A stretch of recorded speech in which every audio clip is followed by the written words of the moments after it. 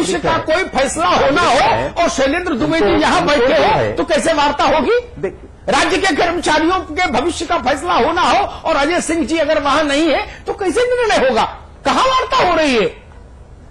विधायक जी, ये नाजुक मसले हैं, इनको उसी गंभीरता से लेना होगा। कि अभी आप कह रहे थे अब जी तो सरकार पूरी तौर से गंभीर है और फिर मैं पुनः दोहराना चाहता हूं, पूरा संवेदनशील है सरकार। विधायक जी, अब हमें समझाएं कि अगर इतनी गंभीर है सरकार तो 16 लाख कर्मचारियों को हड़ताल करने की जरूरत क्यों आई? जिसको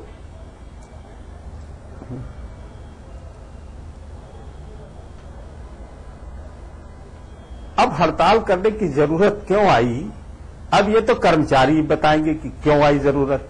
मैं थोड़ा इसका उत्तर दे सकता हूं, क्योंकि मैं कोई हड़ताल पे नहीं हूं, मैं कोई सड़क पे नहीं निकला हुआ हूं। इसका तो कर्मचारी जवाब देंगे और कर्मचारियों की वार्ता सीधे मुख्य सचिव से हो रही है। उनकी समस्याओं के निराकरण के लिए सरकार पूरी तौर से संवेदनशील है। अजय जी, संवेदनशील है सरकार, लेकिन आप जबरदस्ती हड़ताल कर रहे हैं भाई।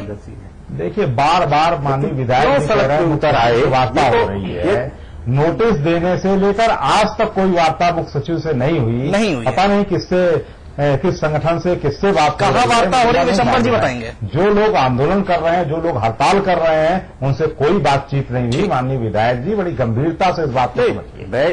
देखिए, बार बार उसको रिपीट करने से वार्ता नहीं हो जाएगी। वार्ता मुख्य सचिव करेंगे, मुख्यमंत्री जी करेंगे, तब वार्ता होगी। वार्ता बार बार समाचार पत्रों में इस तरीके से कहने से नहीं हो रही है।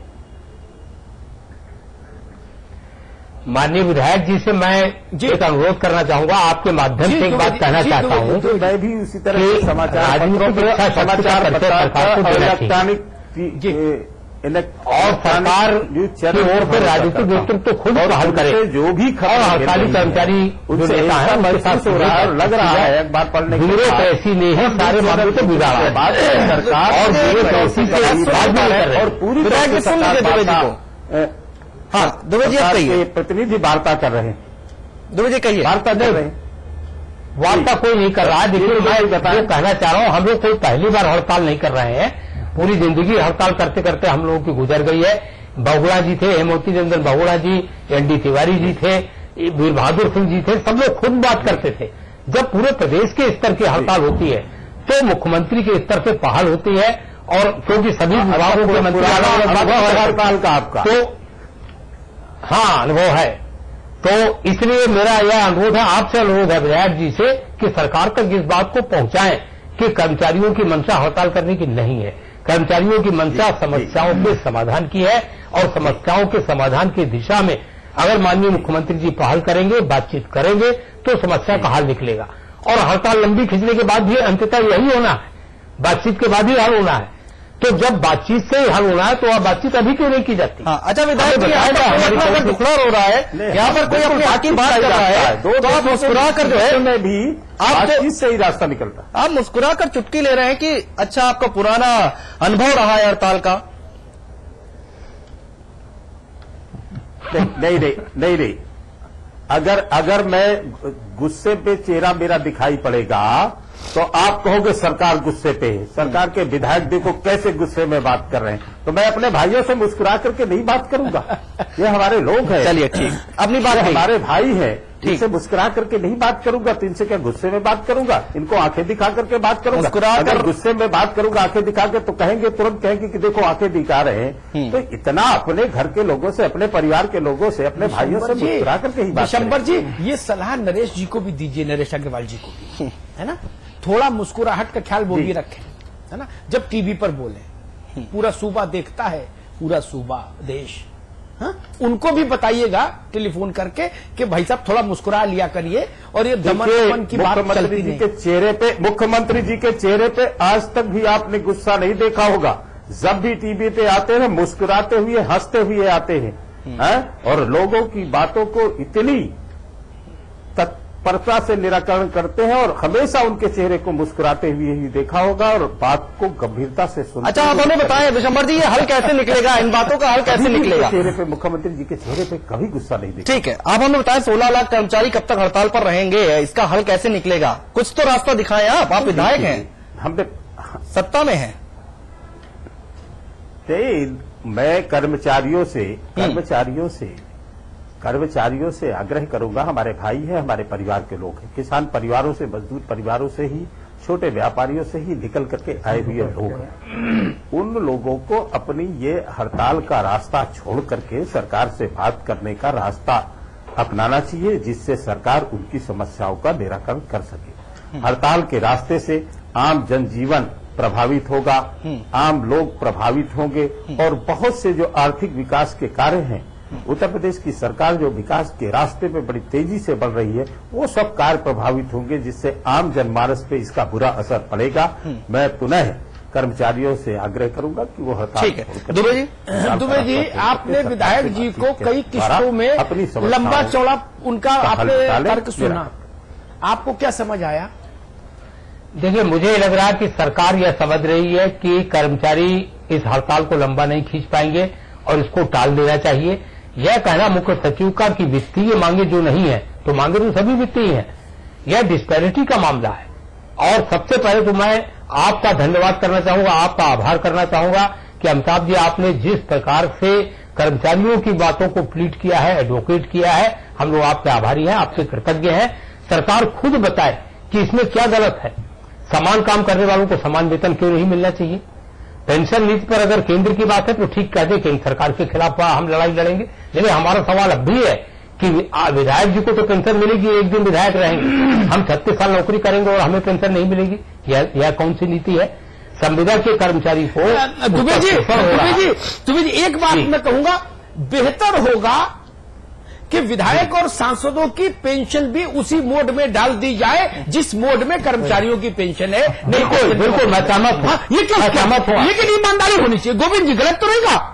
बिल्कुल सही बात है भाई। अगर कर्मचारी को पेंशन बाजार से तय होगी तो विधायक जी की पेंशन भी बाजार तय करे। ये नहीं मिले नहीं मिले, डूब जाए, शेयर मार्केट में जाए, डूब जाए तो डूब जाए, फिर तो एनबीए का खेल है। जो नेट वैल्यूएशन उस वक्त होगी वो विधायक जी को भी मिले, जिला परिषद अध्यक्ष को भी मिले, सांसद जी को भी मिले। असंभव बात कर दी आपने अमिताभ जी। ये तो सरल काम है ना, इसमें तो कोई दिक्कत ही नहीं। हम मानते हैं 16 लाख लोगों के लिए पेंशन का नियम नहीं बदल सकता हिंदुस्तान का, लेकिन ये तो हो सकता है, इसमें तो कोई रोक नहीं।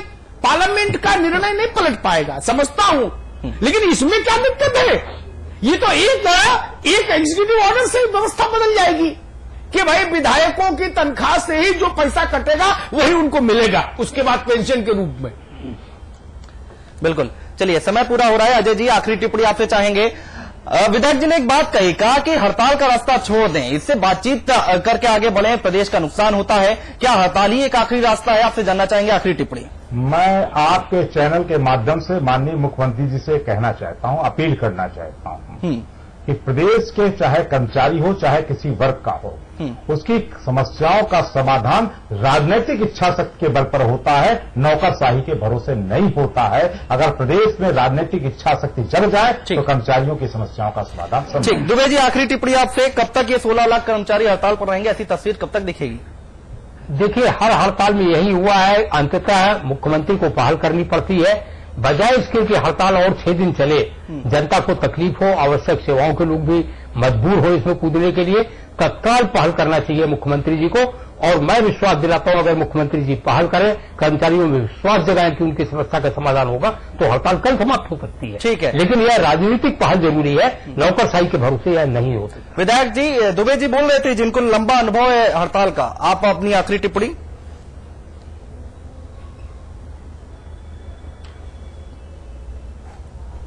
देखिए, मैं आखिरी बात फिर यही कहना चाहूंगा कि जिस तरह से प्रदेश को सांप्रदायिकता की आग में झोंकने की जिन ताकतों ने कोशिश की, उन ताकतों से लड़ने में जो उत्तर प्रदेश की सरकार इस समय व्यस्त थी, सांप्रदायिक सद्भाव बनाने में जो सरकार व्यस्त थी, ऐसे संकट के समय में कर्मचारियों को समय हड़ताल का रास्ता नहीं अपनाना चाहिए था। बातचीत के द्वारा बैठ करके अपने सवालों को हल करने का काम करना चाहिए। चलिए, आपने अपनी बात कह दी। गोविंद जी, आखिरी टिप्पणी जल्दी से।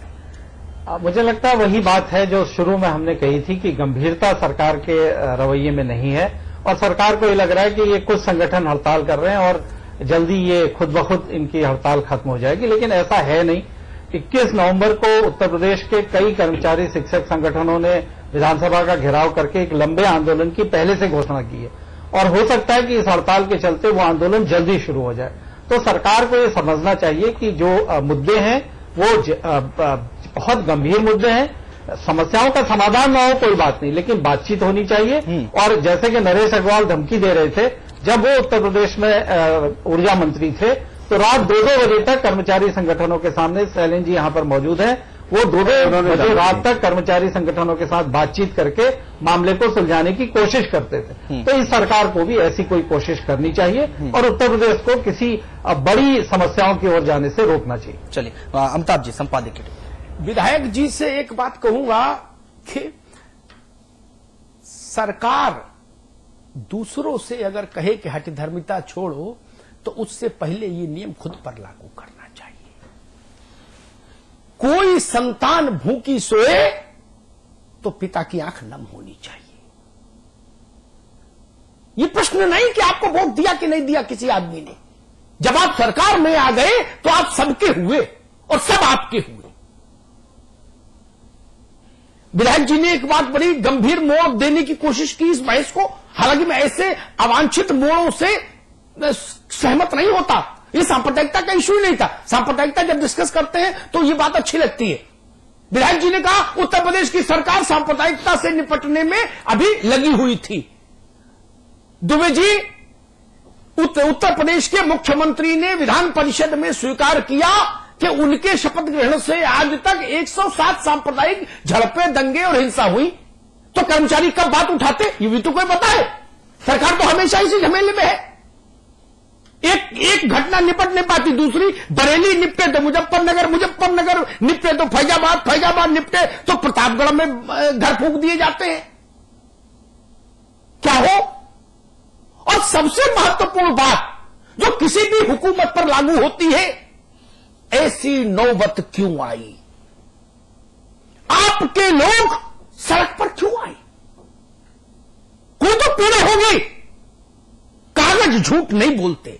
अगर 10 अगस्त की चिट्ठी इनकी आपके पास पहुंच गई थी तो 11 अगस्त को बातचीत क्यों नहीं हुई? 14 अगस्त को बातचीत क्यों नहीं हुई? यह बातचीत 8 नवंबर को शुरू की आपने। 4 महीने सरकार क्यों निद्रा की मुद्रा में रही?